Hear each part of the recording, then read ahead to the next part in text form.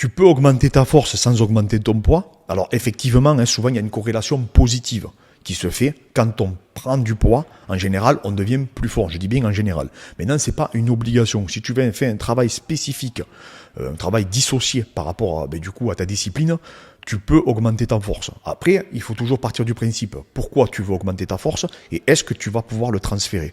C'est surtout ça le problème. C'est-à-dire qu'en général, on fait des cycles de force, mais on ne sait pas réellement si on arrive derrière dans le spécifique à le transférer ou pas. Et c'est pour ça qu'il faut des outils qui nous permettent non seulement de le mesurer, et aussi prendre en considération certains témoignages. C'est important.